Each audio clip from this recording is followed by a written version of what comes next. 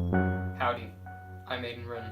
What you're about to watch is my investigation into the true identity of American writer Thomas Pynchon. But first, the preliminaries. At the time of my filming this, the investigation has not yet begun. This is day one. The investigation will be run solely by myself and Peter, who is filming this. If you are watching this, you probably already know who Thomas Pynchon is, or at least who we are led to believe he is.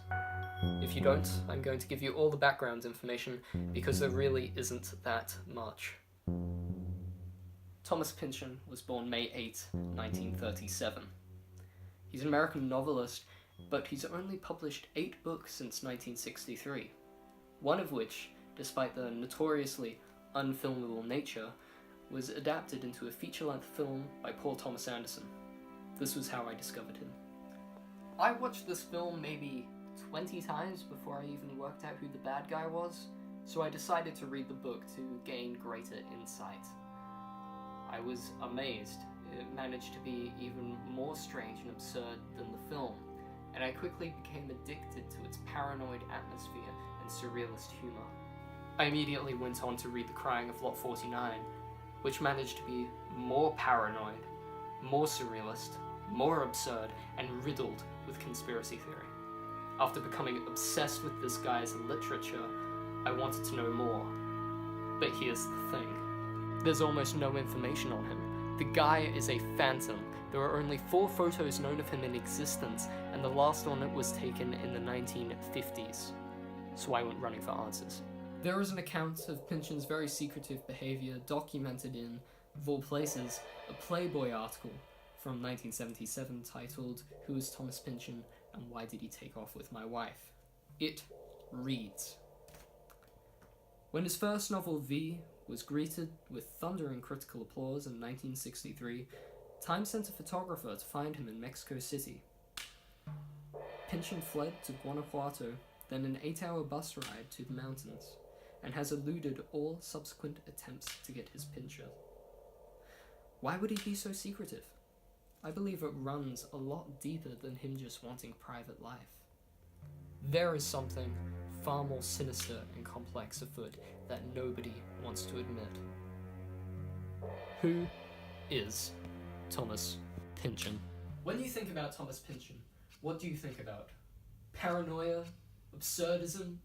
Drugs? Conspiracy theories? Incredibly complex narratives?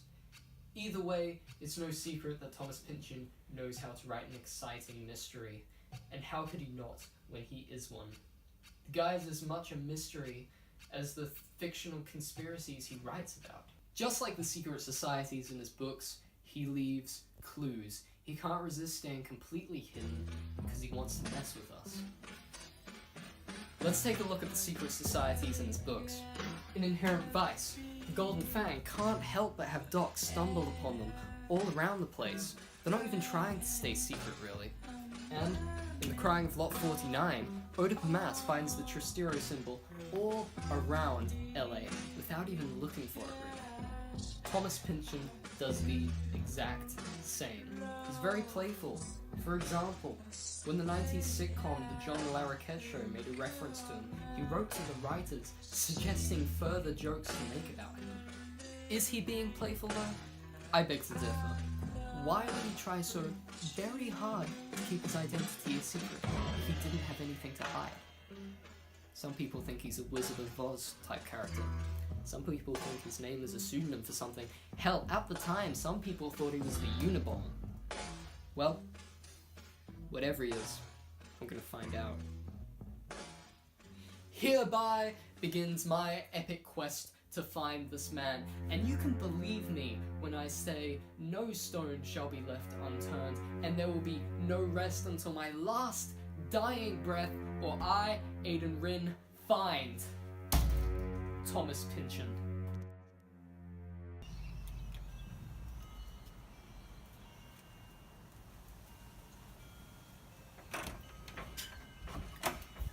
Hi, Mr. Pynchon. I saw your name in the phone book, and I was wondering if you'd have a moment to talk. I'm sorry, no, I don't have, I'm busy, I'm really busy, okay? Damn it.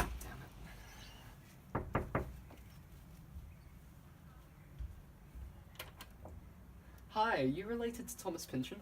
Is this it? Yeah. Are you sure this is the most effective way to look for him? Look, Pynchon isn't a very common name, and this is the last house. So you can quit complaining. Alright, let's go. Third time lucky.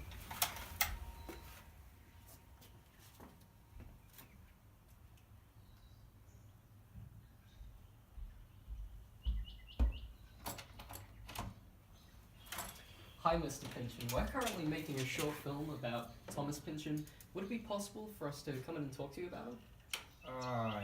Yep. Yep, sure. Can we film? Yeah. That's great, thank you. So, are you related to Thomas Pynchon? No, I'm not related to Thomas Pynchon, but I am a fan of his works. Did you knock on my door just to ask if I'm related to Thomas Pynchon? Yeah. He's one of the most reclusive celebrities in the whole world. Like, how are you gonna find him just by knocking on people's door? Gotta start somewhere. Well, I'll issue a word of warning. You know what happens to Thomas Pynchon's characters when you ask too many questions. And that he lives in New York. I know what you're thinking. Wow, yesterday was a real waste of time. Well, I think we discovered a lot more than you think we did. That man I interviewed, I think he was making a threat. And when he said, oh, everyone knows Pynchon lives in New York, well, there's a quote from Pynchon in Gravity's Rainbow, which states, if they can get you asking the wrong questions, they don't have to worry about the answers. I believe this man was trying to mislead us. He knows we're onto something, and that means we're getting close. You also may have noticed this in the background of the interview. Yes, the P. A large capital P. Similar to that of the mysterious entity only known as V in Pynchon's first novel. V is the beginning of this entity's name, and P is obviously the beginning of Pynchon's last name. We're definitely getting closer. Hi guys, I'm Peter. I've been the guy behind the camera the whole time. Aiden doesn't know I'm filming this, but I essentially just wanted to tell you, the viewer, that I too am becoming increasingly concerned with Aiden's mental health. After searching for every Pynchon in Perth, which was obviously going to be a dead end, he's become convinced that this symbol is a clue. He's become obsessed with it. He thinks that Pynchon is in Perth just because it starts with P. As spread thighs are to the libertine, as flocks of migratory birds are to the ornithologist, as the working bit of the tool is to the production machinist, so is Thomas Pynchon to the young Aiden Wren.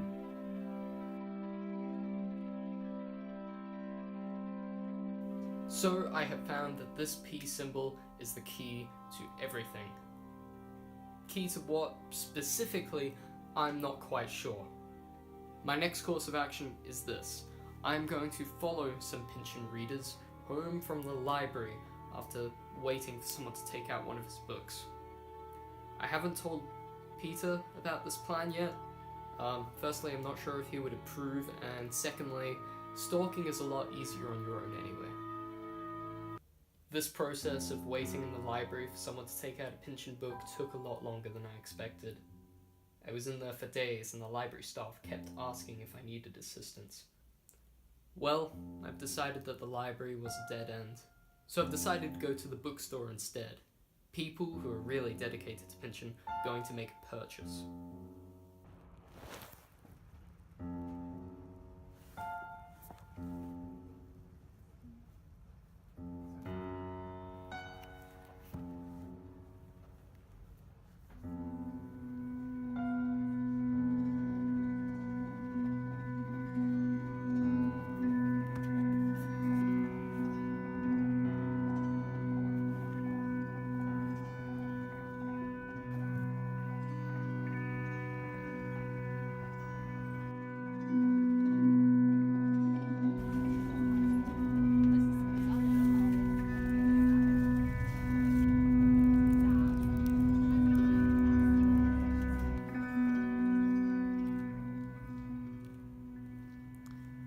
Almost nighttime now.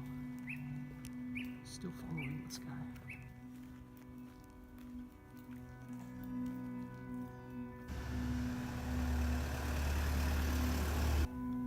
Okay. So I've been waiting outside the house. I'm going now.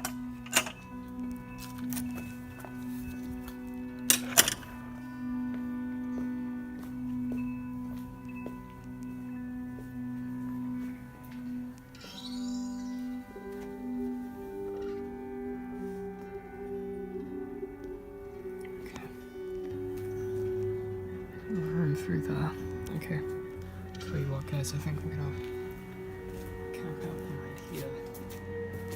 It's pretty dark. I don't think they'll be able to see me. Just gonna wait here. Hey guys, I woke up a few minutes ago. It's something pretty weird. You're gonna want to check this out. He's got some friends over. Do you hear that weird music?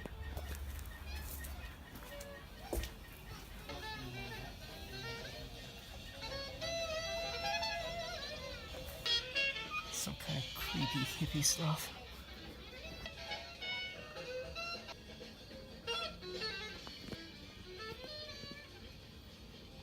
Oh my god.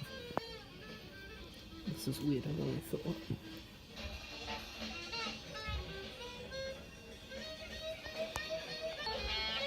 Oh my god. This guy bought Gravity's Rainbow today.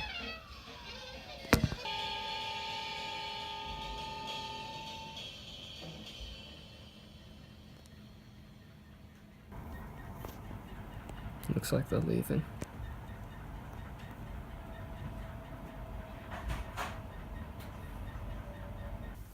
I'm gonna call Peter, and I'm gonna go in this guy's house.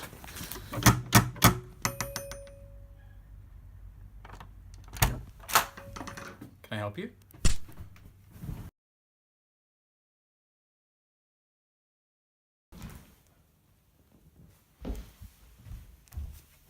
It's time to wake up. We gotta talk about Thomas Pynchon.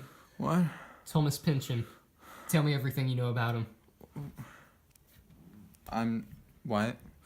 You bought one of his books today. What do you know about him? I like his books. You gotta tell me about your cult too then, your creepy little hippie one. Long hair, more than 3 members. Your Mercedes is painted more than one color as well. I saw that too. What? What did you I saw everything, buddy. Cult? Yes. You're paranoid. I'm not paranoid, I'm just in a very paranoid situation. Why am I tied up? Do you have a bathroom? Look, just untie me and we'll talk. Tell me where your creepy cult members live now! Say it! What? 22 22 pencils. Skateboard.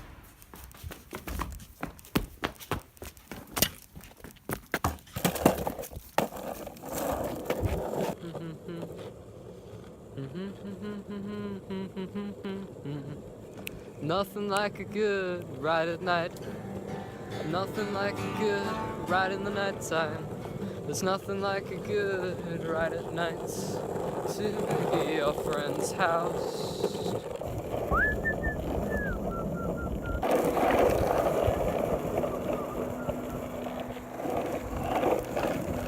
Okay. 22 Pimpleton Lane. I think this is it. 22 Pimpleton Lane. Okay, I'm gonna go around the back and see what I can find.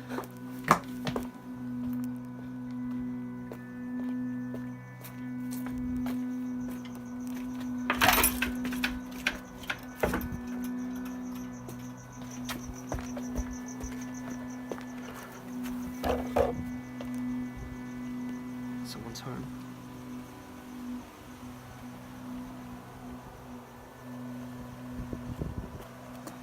Is that what I think it is?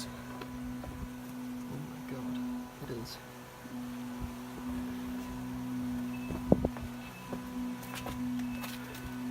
Someone's painting it. Oh my god. A pizza. I have to get back.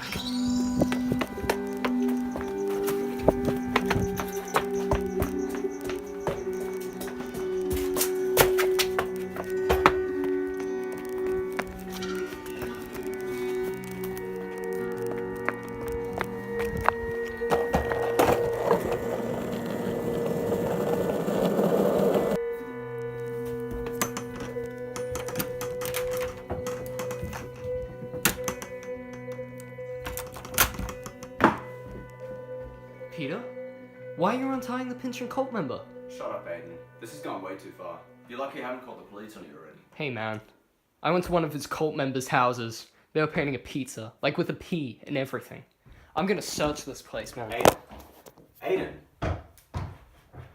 I'm really sorry, man. I had no idea he was this insane. Unless he is onto something. I thought you were here to talk him out of fantasy. Maybe he should cherish it. What else do we have? Guys! Bananas! He had chocolate sauce as well, and you'll never guess what is in this basement. Or maybe he is just mad. Help me tie him up, will you?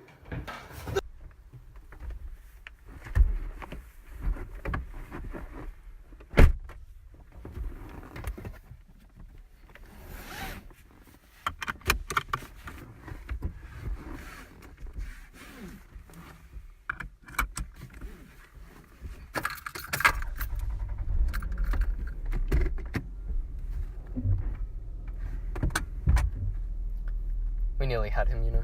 Nearly had nothing. Includes his fantasies. You didn't get to see that basement. He had everything on Pynchon down there. It was a real deal. You've read enough Thomas Pynchon to know it always finishes in a dead end. Some conspiracies are real, you know. Secret agencies that we can't uncover, but if we did, we'd go mad or worse. So what, are you mad then? Don't think so. But I guess that means something very bad is gonna happen. Is that you, Thomas?